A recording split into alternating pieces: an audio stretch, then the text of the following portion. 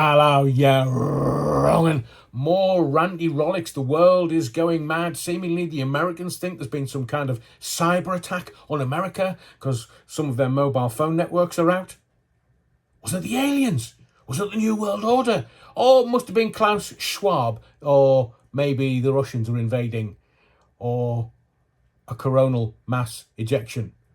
Ask Boris Johnson. He's had loads of those. Or solar flare, if you wish. The Americans think the world's coming to an end. They're all taking to the streets and going mad, and everybody else is just pointing at the sun going, it's that big orange thing up there that started all of this. Really? Be the Reds under the beds. Next. Let's talk about Sir Lindsay Hoyle. He's not in a good place today. He's had to get on his knees. Not first time in the House of Commons, let me tell you. But he's apologised to everyone. I'm sorry, lads, look, lads, and women. Yeah. Even the menopausal ones. I'm sorry, I made a mistake. Everybody makes mistakes. If you lay out all the mistakes of every political party in the House of Commons and all the individuals within, we'd be here for years. We wouldn't need a general election until maybe about 2075. 30 MPs have signed a motion of no confidence in Sir Lindsay, saying it broke with convention to allow a vote on a Labour amendment to an SNP proposal. What does that mean to you? Me? They're just making it up as they go along.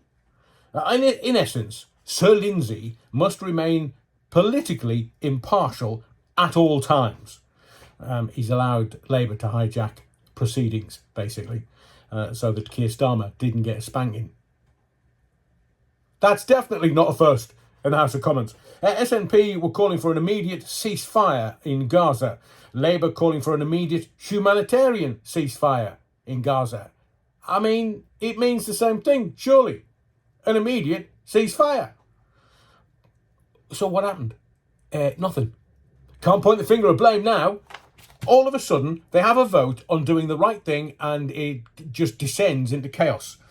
Had Sir Lindsay not allowed the Labour amendment, Labour MPs would have voted on the SNP motion, which talked about how Israel was guilty of collective punishment, or government motion, which talked about humanitarian pauses. That was basically the only two choices. So they just descended into chaos. Look, sack the lot of them. Sack the lot of them. Get them to do a proper day's work. What do you mean? It's a 4-letter word in the House of Commons. Same as foxtrot. So, let's look at international humanitarian law. Clause 103. The prohibition of collective punishments is stated in the Hague Regulations and the 3rd and 4th Geneva Conventions. Simply, you can't prosecute Israel collectively for actions of the individuals. Does it make any sense to you? I'm just watching them all scramble back onto rocks. Can we talk about King Charles? Sausage fingers. So he's come out, not out, he's just come out and said, to Rich Boy, the sixth former. He's like, Rich Boy, I've had so many wonderful messages and cards which bring me to tears most of the time. Look, Casey is the gaffer. He's the governor. He's the head honcho. He's the G. He can do whatever he wants. Preferably grow a pair. I mean, from where I'm sitting, he's the man in charge, except he needs to man the foxtrot up. Queen Camilla's got bigger balls. Obviously, she likes to play beach football when she goes abroad. But, look, we're not denying that the king is in a challenging place.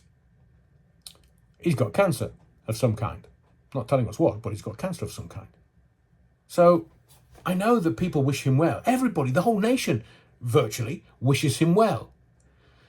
But is he going to go down as King Charles the Weak? And that's EA, not WE. Mind you, his tenure might be a week. So it's a gift and a challenge. He, in my very humble view, I'm not the G. I'm not the man at the top making the decisions. I'm not the gaffer. But why isn't he going visiting charities, cancer charities, giving them support, bring more attention and spotlights onto cancer charities who do great work. Be one of us, Charles. And let me get to a real doozy. There's 2 more energy companies that have been given the green light to force fit prepayment meters. The money grabbing toe rags. It's all about the profit, Your Honour.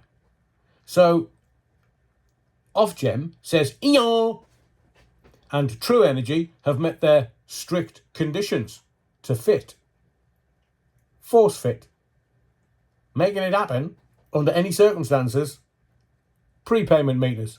Now,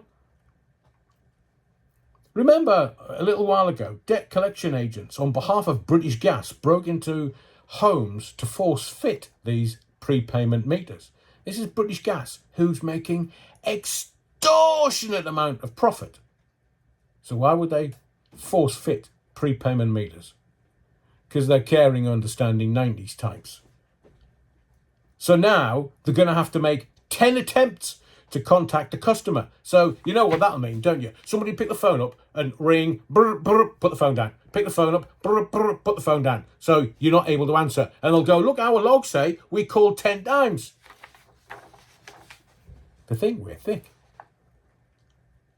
They're going to have to carry out site welfare visits before they force fit these prepayment meters. How's that going to work then? Are they going to knock on the door, kick the door off the hinges and intimidate the customer?